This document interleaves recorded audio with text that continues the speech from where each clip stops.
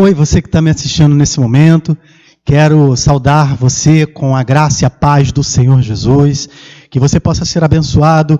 Essa é a nossa 4ª aula da nossa Escola Bíblica Online, promovida pelo MED do Distrito Rio de Janeiro, Baixada 2, sob a liderança da pastora Vanessa, pastora da Igreja no Miguel Couto. Eu me chamo Anderson, sou membro da Igreja do Nazareno no bairro da Luz, pastor Charles Luiz, em Nova Iguaçu. Que você possa assistir às aulas anteriores, curta essa aula no YouTube, marque gostei, compartilhe no Facebook, compartilhe com seus amigos, se inscreva no nosso canal do Distrito Rio de Janeiro Baixada 2, se você ainda não é inscrito, se você já é inscrito, chame outras pessoas para se inscreverem também, da sua igreja, seus amigos de outras igrejas também, ou de outras denominações, não importa, mas divulgue, porque fazendo isso, você estará divulgando a palavra do Senhor. Nós não estamos aqui para nos promover. A nossa intenção é promover a palavra de Deus através dessas aulas, através do conhecimento bíblico e do conhecimento de nossa denominação também. Vamos orar? Pai querido, Pai eterno, em nome do Senhor Jesus eu oro a Ti, que essa aula possa ser abençoada para mim como professor, para os meus amigos como alunos também, Deus. Em nome de Jesus, que o Senhor possa estar neste negócio, que o Senhor possa estar em cada página lida, em cada palavra, Senhor, que o Senhor possa estar conosco. Em nome de Jesus, amém. Tudo que eu vier falar aqui, eu estarei extraindo do manual da Igreja do Nazareno, que pode ser baixado na internet gratuitamente em PDF. Eu vou deixar na legenda dessa aula, aqui na parte de baixo do vídeo, eu vou deixar o link para você baixar o PDF. Se você já tem impresso, não tem problema, também pode usar. Se você tem isso aqui, você também pode utilizar. É um material distribuído nas igrejas do Nazareno, o Bem-vindo. Ele não tem disponível online, por isso eu não deixo o link, mas algumas igrejas distribuem, alguns pastores distribuem. Esse Bem-vindo da Igreja do Nazareno, para quem ainda não conhece, ele é muito útil para novos membros. Se uma pessoa chega na sua igreja e quer se tornar membro da Igreja do Nazareno, é muito legal você presenteá-la com um Bem-vindo. Aqui você tem uma compilação resumida de todo o manual. Se na sua igreja não tem um Bem-vindo, busque com o seu pastor saber sobre isso e busque também com Mateus da Igreja do Nazareno em Miguel Couto, da pastora Vanessa. Se informe com ele que ele pode encomendar para você, além do Bem-vindo, outros livros também de consulta, é muito útil. Na aula passada, a 3ª aula, nós falamos sobre o governo da Igreja do Nazareno, os tipos de governo. Nós somos uma igreja de governo representativo. Nós temos 3 níveis de governo: o governo local, com a junta de governo local, que possui reuniões anuais. Nós temos o governo distrital, com assembleias distritais que acontecem uma vez a cada ano, onde nós temos o superintendente, que no nosso caso, Rio de Janeiro, Baixada 2, é o reverendo Antônio Carlos, da Igreja do Nazareno em Grão-Pará, com sua junta consultiva, que ajuda a administrar, a cuidar dos 38 pastores, das 38 igrejas que nós temos no nosso distrito, além de ministros licenciados e outros pastores ordenados também, ministros ordenados. Nós temos o nível de governo geral, com a Assembleia Geral, que acontece de 4 em 4 anos, porém, em virtude da pandemia do coronavírus e das restrições sociais que nós estamos passando já há alguns meses, a Junta Geral, juntamente com os superintendentes gerais, neste mês de junho, resolveu adiar a Assembleia Geral, que aconteceria no ano que vem, 2021, para 2023. Hoje, a nossa aula, nós vamos falar sobre os artigos de fé da Igreja do Nazareno. Você sabe quantos artigos de fé a Igreja do Nazareno possui? São 16 artigos de fé. E para nossa aula não ficar extremamente longa, nós vamos dividir em 3 aulas esses artigos de fé. Hoje, nós vamos abordar os 5 primeiros artigos de fé. Na próxima aula, mais 5, e na outra, o restante dos artigos de fé. Essa imagem que eu coloquei ali na tela, não sei se dá para visualizar direito, porque a câmera do celular, ela clareia o ambiente conforme a luminosidade que ela encontra, mas você pode encontrar essa imagem na internet. Uma pesquisa rápida que você coloca no Google, tá? Se você botar lá artigos de fé na pesquisa de imagens, você vai encontrar essa imagem aí. Eu achei ela muito bacana, porque ela sintetiza os 16 artigos de fé de uma forma ilustrativa, separando eles por tema. Inclusive, você observa que os 16 artigos de fé, eles não foram colocados de forma aleatória. Tem uma lógica. Por exemplo, os 3 primeiros são artigos de fé relacionados especificamente, exclusivamente, direcionados para Deus. Então nós temos o Deus Trino, Jesus, Cristo e o Espírito Santo. O 4º artigo de fé vem para um próximo nível, depois do Deus Trino, as Escrituras, que fazem uma ponte entre Deus e nós. E aí quando chega em nós, entra ali o 5º artigo de fé, pecado original, pecado pessoal. Daí, depois do pecado original e pessoal, o que vem? A expiação, que é a morte de Jesus Cristo para a redenção dos nossos pecados. Ele se fez pecado por nós. Em seguida, nós temos o 7º artigo de fé, a graça preveniente. O que seria isso? É Deus que nos alcança, mesmo quando a gente ainda não o conhece. Em seguida, nós temos o arrependimento. É quando a graça de Deus que me alcançou, me tocou, eu abri meus olhos e me arrependi. Opa, vou virar meu caminho para o caminho do Senhor. Em seguida, a justificação, regeneração e adoção, o 9º artigo de fé, que vem mostrar para mim que depois do meu arrependimento, então Deus me justifica, regenera meu coração e me adota como seu filho. E aí vem o 10º artigo de fé, a santidade cristã e a inteira santificação. O que seria isso? Vem daquela teologia de Armínio e John Wesley. A teologia de Armínio, ela mostra para mim a primeira obra da graça, a justificação, regeneração e adoção. E a teologia de John Wesley mostra para mim a segunda obra da graça, que é a inteira santificação, ou também chamado de perfeição cristã, que é quando eu sou cheio do Espírito Santo, ele me santifica, purifica meu coração. E aí nós temos depois mais 4 artigos de fé que remontam ali um tema, a igreja. A igreja, batismo, santa ceia e cura divina. E terminamos com os 2 últimos artigos de fé que denotam um assunto, o fim das coisas. A volta de Jesus Cristo, a segunda vinda, e a ressurreição, juízo e destino. Esses são os 16 artigos de fé. Se você busca um ministério, precisa aprender esses 16 artigos de fé na ponta da língua. Se você não busca um episcopado, mas toca no louvor, trabalha na recepção, cuida das crianças, na salinha, precisa conhecer também os 16 artigos de fé. Mesmo que você não saiba a ordem deles, mesmo que você esqueça de um ou de outro, mas precisa saber que a Igreja do Nazareno, pautada na palavra do Senhor, possui 16 artigos de fé. E aí vamos falar de cada um deles, e vamos falar do primeiro artigo de fé, que é o Deus Trino. Mesmo que você não esteja conseguindo ler com muita clareza o texto, esse texto também pode ser encontrado no Manual da Igreja do Nazareno, que tem o link na legenda desse vídeo, ou também, se você tiver na sua igreja, o bem-vindo, como eu mostrei no início da aula, tá bom?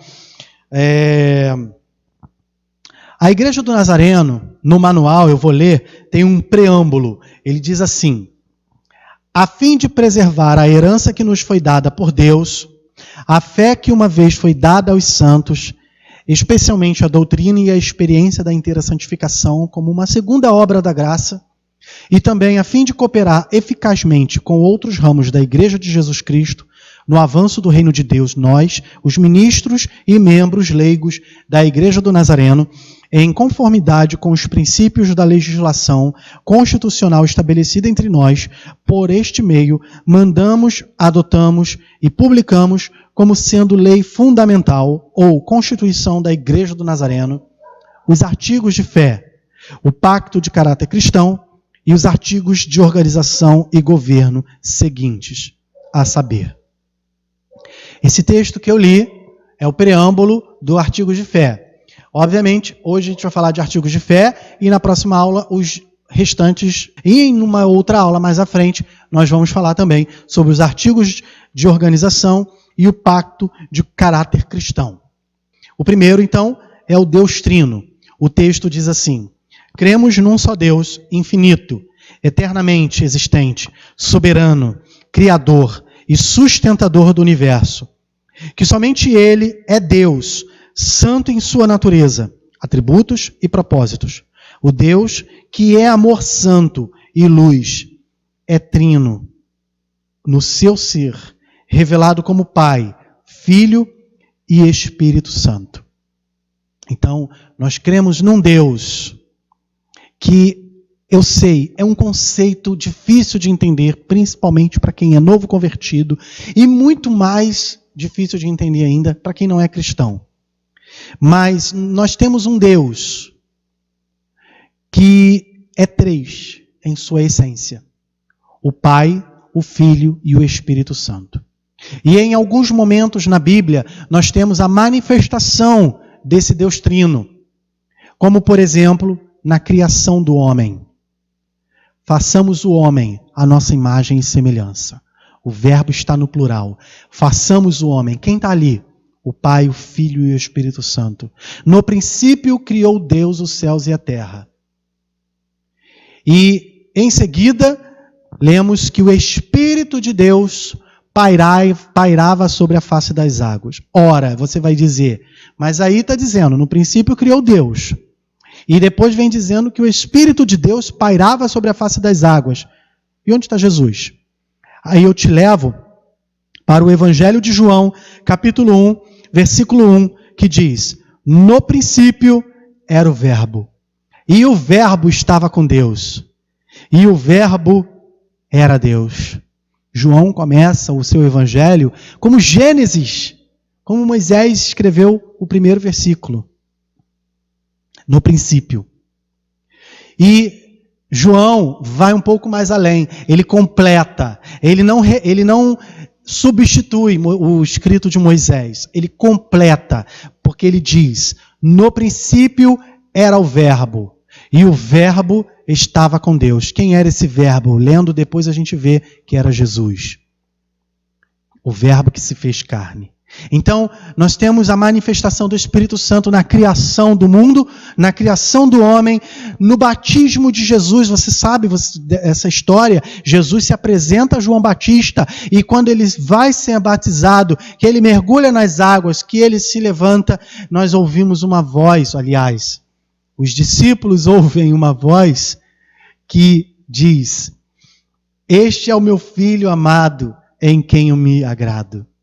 E em seguida os discípulos veem descendo como forma de pomba o Espírito Santo. Você deve conhecer o spinner, um brinquedo que virou moda aí um ano passado, retrasado, vendendo no camelô à torta e à direita, todas as crianças querendo spinner, aquele brinquedo que parece um triângulo, que você segura no meio e roda, e ele gira com maior velocidade. E aí as crianças brincando com aquilo. Então, já que as crianças se identificam com aquilo, por que não explicar a Trindade? E aí é uma ótima explicação para as crianças. Pai, Filho e Espírito Santo. As tias então escreveram em papelzinho e colaram em cada uma das rodinhas o Pai, o Filho e o Espírito Santo. Pegaram no meio e giraram.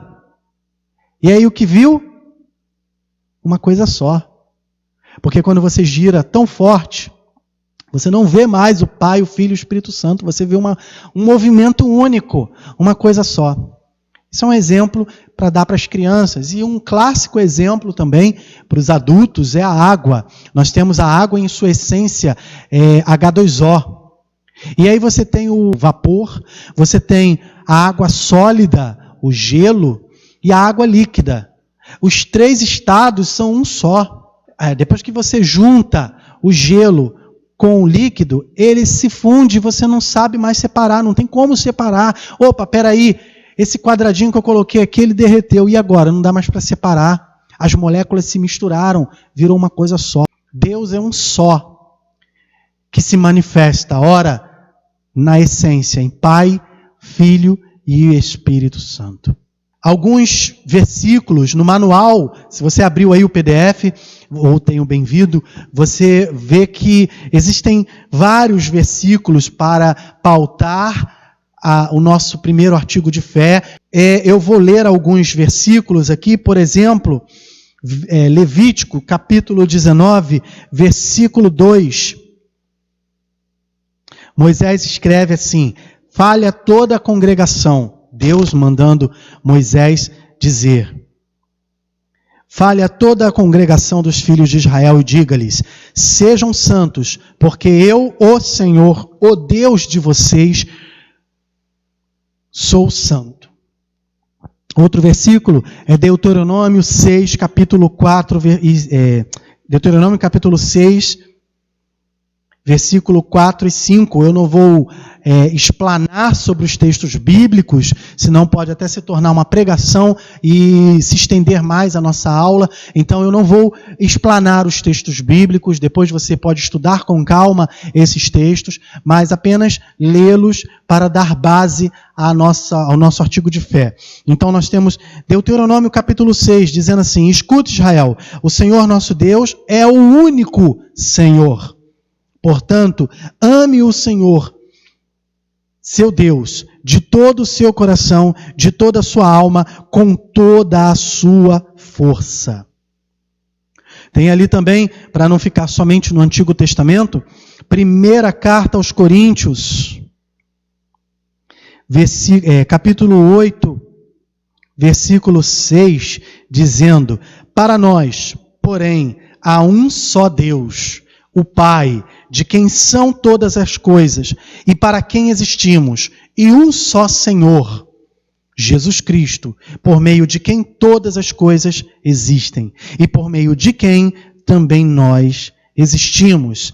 E Paulo também escreve em Gálatas, capítulo 4, versículos 4 ao 6, assim: mas quando chegou a plenitude do tempo, Deus enviou seu Filho, nascido de mulher, nascido sob a lei, para resgatar os que estavam sob a lei, a fim de que recebêssemos a adoção de filhos. E porque vocês são filhos de Deus, enviou o Espírito de seu Filho ao nosso coração, e esse Espírito clama: Abba, Pai. Nós temos então aqui falando sobre o Deus Trino, o Deus que em essência é Pai, é Filho, através de Jesus Cristo, e é o Espírito Santo, o Consolador. Outro artigo de fé, o segundo, Jesus Cristo. Encontramos escrito assim no manual: cremos em Jesus, a segunda pessoa da Santíssima Trindade, que Ele é eternamente um com o Pai, que encarnou pelo Espírito Santo e nasceu da Virgem Maria.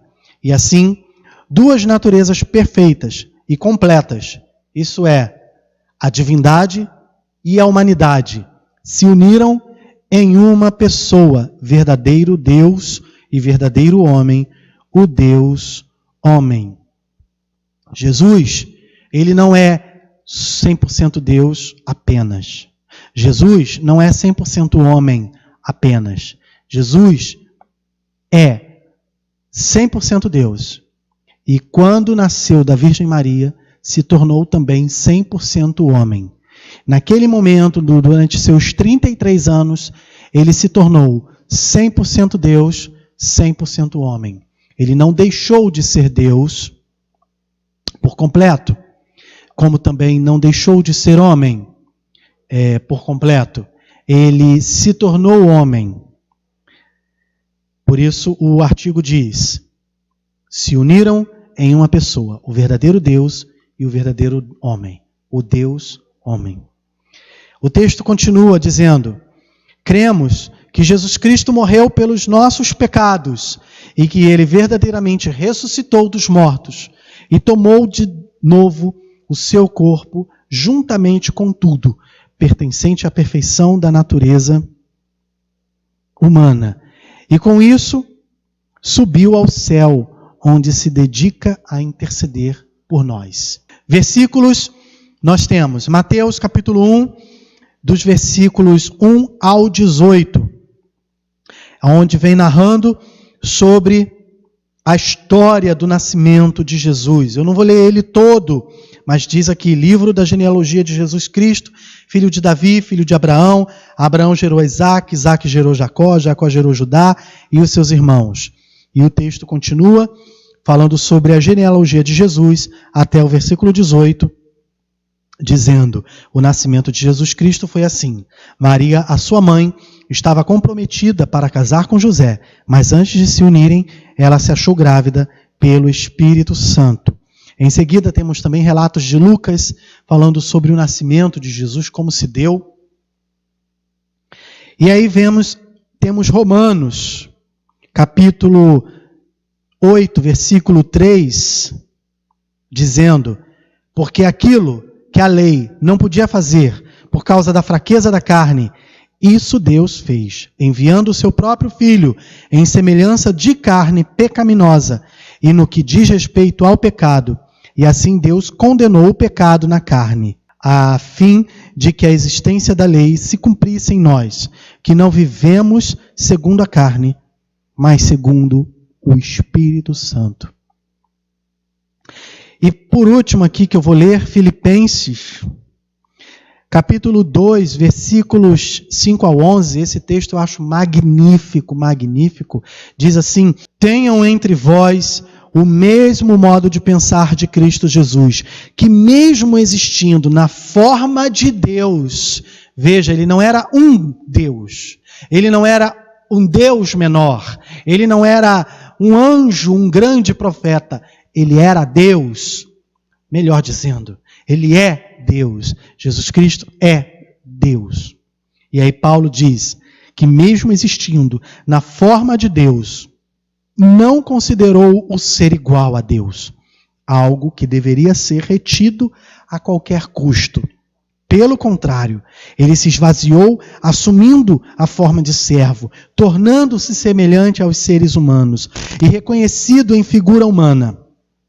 Ele se humilhou, tornando-se obediente até a morte e morte de cruz. Por isso também Deus o exaltou sobremaneira e lhe deu o nome que está acima de todo nome, para que ao nome de Jesus se dobre todo o joelho nos céus, na terra e debaixo da terra.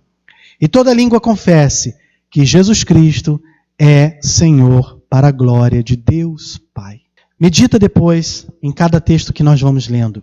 Terceiro artigo de fé é o Espírito Santo. Para fechar esse primeiro grupo de artigos de fé, o texto diz assim: cremos no Espírito Santo, a terceira pessoa da Trindade, que está sempre presente e operando eficazmente com a Igreja de Cristo e no seu interior, que está convencendo o mundo do pecado, regenerando aqueles que se arrependem e creem, santificando os crentes e guiando-os em toda a verdade que está em Jesus. Depois você estude sobre as funções do Espírito Santo, a missão do Espírito Santo, você vai entender que o Espírito Santo ele não é uma força ativa. Algumas linhas religiosas, seitas, heréticas, pregam que o Espírito Santo ele é uma seita, é uma força ativa de Deus. E não é. Não é. O Espírito Santo, ele é Deus.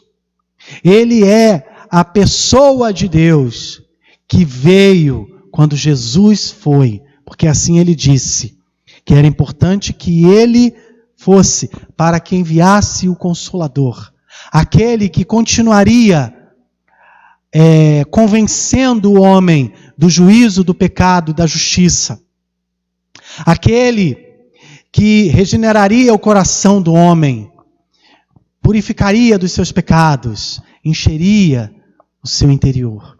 Este é o Espírito Santo, é Deus. Meu querido, você já imaginou Deus, que a gente não pode compreender, que não pode mensurar o seu tamanho, de tão grande, imenso, cabe dentro de nós, pelo teu Espírito Santo.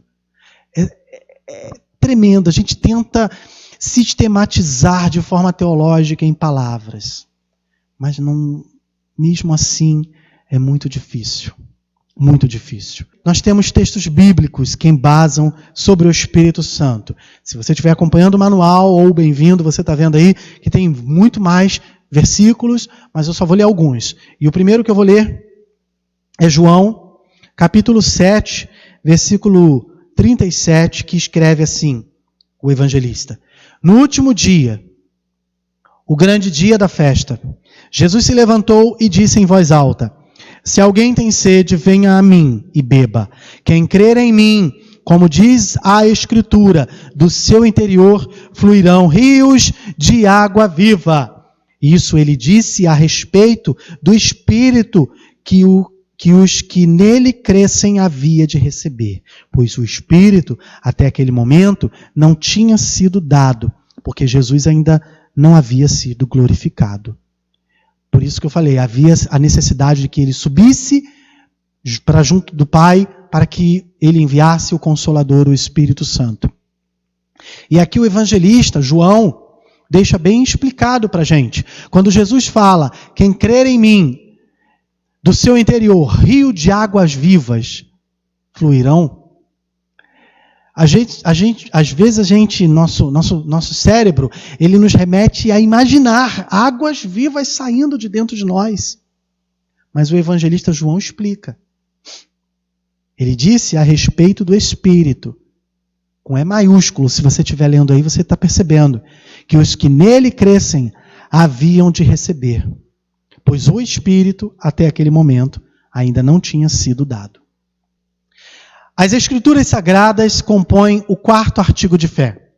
Diz assim o texto: cremos na inspiração plena das Escrituras Sagradas, pelas quais entendemos os 66 livros do Antigo Testamento e do Novo Testamento, dados por inspiração divina, revelando sem erros a vontade de Deus a nosso respeito em tudo o que é necessário para a nossa salvação, pelo que o que não se encontra nelas não pode ser imposto como artigo de fé. Já disse Paulo, se alguém, ou até mesmo nós, apresentarmos um evangelho diferente daquilo que pregamos, mesmo que venha um anjo do céu lhe apresentando, considere como anátema. A Bíblia é a nossa única regra de fé e prática. Ora, então por que temos o manual? Porque temos os livros Rick Warren, Max Lucado, livros de autores brasileiros. Esses são livros para estudo, para uma teologia sistemática, para um devocional. Mas sempre que você ler esses livros, a Bíblia tem que estar do lado. Sempre acompanhando, sempre observando, porque os autores podem errar em alguma coisa. E se em algum momento eles errarem, eu vou ficar com a Bíblia, porque é ela que está correta.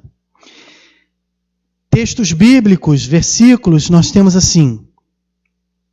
Lucas, capítulo 24, versículo 44, diz assim: a seguir, Jesus lhe disse: são essas as palavras que eu lhes falei, estando ainda com vocês. Era necessário que se cumprisse tudo o que está escrito a respeito de mim, na lei de Moisés, nos profetas e nos salmos. Então, lhes abriu o entendimento para compreenderem as Escrituras. E disse-lhes, assim está escrito, que o Cristo tinha de sofrer, ressuscitar dentre os mortos no 3º dia, e que em seu nome se pregasse arrependimento para a remissão de pecados a todas as nações, começando em Jerusalém. Outro texto é João, capítulo 5, versículo 39. O evangelista escreve as palavras de Jesus, que disse: vocês examinam as Escrituras, porque julgam ter nelas a vida eterna. E são elas mesmas que testificam de mim. São as Escrituras que testificavam de Jesus. Aqui, Jesus está falando para escribas, para fariseus, falando para eles: vocês examinam as Escrituras, porque vocês julgam nelas terem a vida eterna. Mas eu vou dizer mais: são elas que testificam de mim.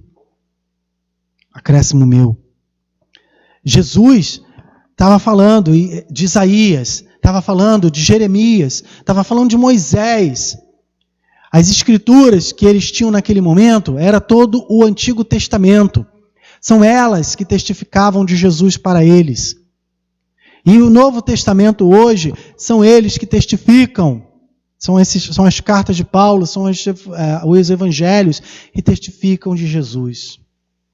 Segunda carta de Timóteo, capítulo 3, versículos 14 ao 17, Paulo escreve para Timóteo assim: quanto a você, Timóteo, permaneça naquilo que aprendeu e em que acredita firmemente, sabendo de quem você o aprendeu e que desde a infância você conhece as sagradas letras que podem torná-lo sábio para a salvação pela fé em Cristo Jesus.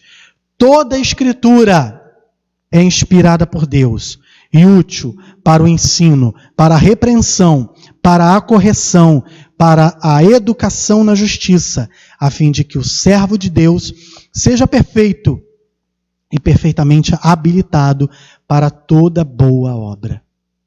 De Gênesis a Apocalipse, toda a Escritura, ela é divinamente inspirada, escrita por homens, mediante a inspiração divina. E são elas que devemos nos debruçar. O salmista fala no primeiro salmo: meditar na lei do Senhor dia e noite. Vamos entrar no quinto artigo de fé, o pecado original e o pecado pessoal. Diz assim: cremos que o pecado veio ao mundo através da desobediência dos nossos primeiros pais, Adão e Eva, e pelo pecado veio a morte. Cremos que o pecado se manifesta de dois modos: pecado original, ou também chamado de depravação, e pecado atual, ou pessoal. Cremos que o pecado original, ou depravação, é aquela corrupção da natureza de todos os descendentes de Adão, razão porque o homem está muito longe da retidão original, seja do estado de pureza dos nossos primeiros pais, Adão e Eva. Quando foram criados, é contrário a Deus, não tem vida espiritual e é inclinado para o mal, e isto continuamente. Cremos ainda que o pecado original continua a existir com a nova vida do regenerado, até que o coração seja inteiramente limpo pelo batismo com o Espírito Santo. E cremos que o pecado original difere do pecado pessoal na medida que constitui uma propensão herdada para pecar, pela qual ninguém é responsável até o momento em que negligencia ou rejeita o remédio divinamente providenciado. Cremos que o pecado atual ou pessoal constitui a violação voluntária de uma lei de Deus, conhecida, feita por uma pessoa moralmente responsável.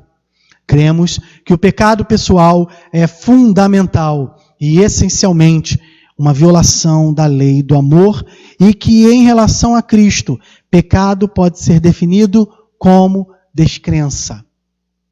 Então, nós temos dois tipos de pecado, biblicamente falando. O pecado original, aquele que nós herdamos de Adão e Eva. Você percebe, por exemplo, uma criança, 4 anos de idade.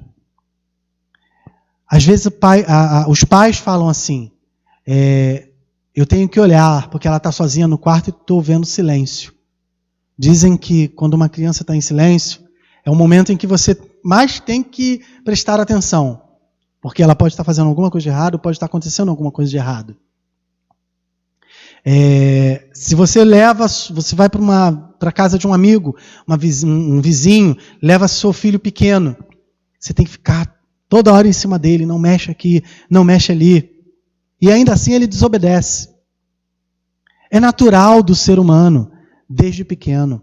Eu não estou falando que a criança é pecadora, que a criança... Não, eu estou dizendo que o pecado original, ele está dentro de nós, desde que nascemos.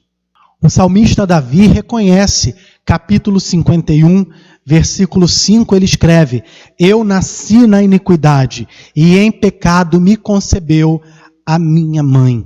Então eu não estou dizendo que a criança pequena é pecadora, no sentido de que se ela está mexendo, se ela está desobedecendo, é tão pecador quanto uma prostituta. Não, eu estou querendo dizer que todos nós nascemos com aquele pecado adâmico, o pecado original. Por isso Jesus nasceu sem pecado. Ele não foi concebido como todos nós somos, de uma concepção entre o homem e a mulher, mas ele foi concebido por obra e graça do Espírito Santo. Maria foi uma grande mulher, foi necessário que ela agisse para conceber Jesus, mas não foi concebido pelo pecado, em iniquidade, como Davi escreveu no Salmo 51 que eu li. Esse é o pecado original.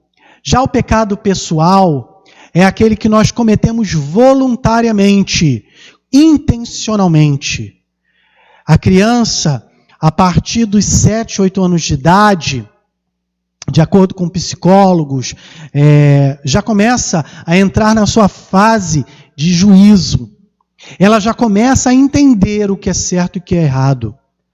E aí já podemos imputar nela uma culpa intencional pela desobediência, pelo erro. E aí é onde algumas igrejas, a partir dos 8 anos de idade, outras a partir dos 10, 12, já batizam as crianças. Porque o batismo, ele é um sinal do arrependimento. Não é necessário o batismo para que eu me arrependa, mas ele é uma demonstração para as pessoas de que eu estou me tornando uma nova criatura, uma demonstração para que as pessoas vejam que eu estou arrependido pelos meus pecados e estou entregando minha vida a Jesus Cristo. Por isso, batizar crianças é um assunto muito polêmico. Não estou dizendo aqui e não vou colocar minha opinião se acho certo ou errado. Até porque você pode encontrar um artigo no Manual da Igreja do Nazareno que permite o batismo de infantes, o batismo de bebês. E existe uma explicação, uma justificação para esse batismo. Então a Igreja do Nazareno não se posiciona contra o batismo de crianças. Mas nós não podemos dizer que, nesse caso, é um batismo para demonstração de arrependimento de pecados. Mas o batismo de adolescentes e de adultos já podemos dizer. Porque já é uma fase onde nós entendemos o que é certo e o que é errado. Opa, se eu pegar uma bebida alcoólica e ingerir, eu sei que eu estou pecando. Opa, se eu pegar um cigarro para fumar, eu sei que eu estou pecando. Se eu abrir a internet para ver pornografia, eu sei que eu estou pecando.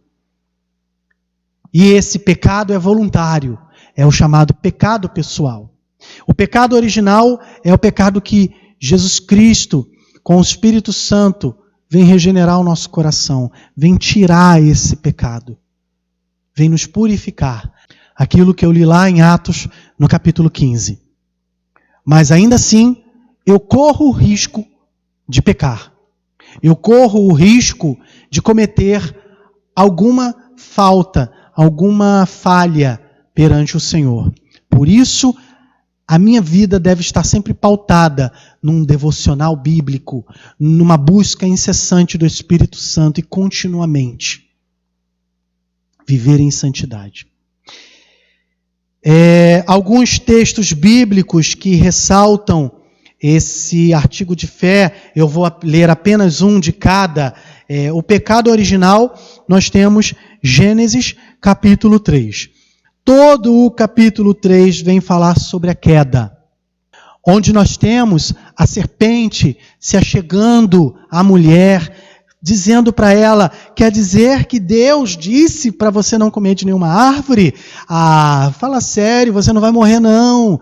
Ele mentiu, é porque ele não quer que você seja igual a ele. E aí sabe o que aconteceu com a Eva?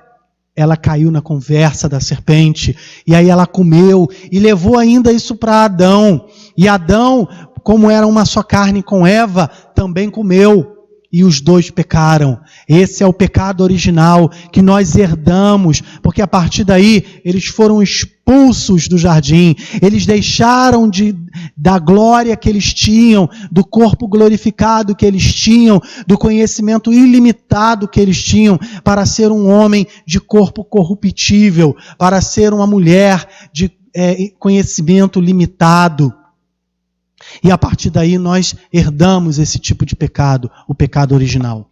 Depois você leia na íntegra, se você nunca leu Gênesis capítulo 3. Sobre o nosso pecado pessoal, nós temos vários versículos, como por exemplo, o Evangelho de João, capítulo 8, versículo 34 ao 36, Jesus respondeu, em verdade lhes digo, que todo o que comete pecado é escravo do pecado. O escravo não fica sempre na casa, o filho sim, fica para sempre. Se, pois, o filho vos libertar, vocês serão verdadeiramente livres. E aí eu te pergunto, o filho te libertou? O filho tirou você da escravidão, do pecado? Porque se eu experimentar, eu virarei escravo. E se eu virar escravo, já não sou mais filho de Deus. Jesus mesmo deixou aqui esse ensinamento. E aí por isso, eu não posso incorrer no pecado, eu tenho que fugir do pecado. Tiago diz, fugir da aparência do mal, fugir da roda de amigos escarnecedores, fugir daquele site que me leva à pornografia, fugir do vício, fugir. É isso que Tiago coloca para a gente, fugir da aparência do mal, para que nós não incorramos no pecado pessoal. Então falamos sobre o 5º artigo de fé, o pecado original e pessoal. Na próxima aula nós vamos abordar os demais artigos de fé. Eu espero que você tenha gostado dessa aula. Pode parecer um assunto cansativo, mas vale a pena. Vale a pena, sabe por quê? Você não está apenas conhecendo a Igreja do Nazareno. Você não está apenas conhecendo o manual da igreja. Estou conhecendo os artigos de fé. Você está conhecendo a Bíblia. Você está conhecendo o plano de Deus na sua vida. Você está conhecendo quem é Deus. Continue assistindo às nossas aulas e que Deus continue te abençoando. Nas aulas anteriores, eu coloquei 2 tarefas. A primeira tarefa era para que você dissesse em qual Assembleia Geral, de qual ano, qual foi a Assembleia e qual ano, houve a mudança da Igreja do Nazareno, de Igreja Pentecostal do Nazareno para apenas Igreja do Nazareno. E por qual motivo? E a outra questão que eu coloquei era para que você pesquisasse quem são os superintendentes gerais atualmente. Ainda não darei as respostas, porque se você ainda não pesquisou, pesquise e mostre para seu professor de escola bíblica, para o superintendente do MED local da sua igreja. E vou colocar agora mais um exercício para você, mais uma tarefa. Terceira tarefa. Já que você agora está com o manual da Igreja do Nazareno em mãos, já que você agora pode baixá-lo aí em PDF, abri-lo e pesquisar livremente, Consulte. Quais são as 3 fases de distrito que o manual coloca para a gente? São 3 fases.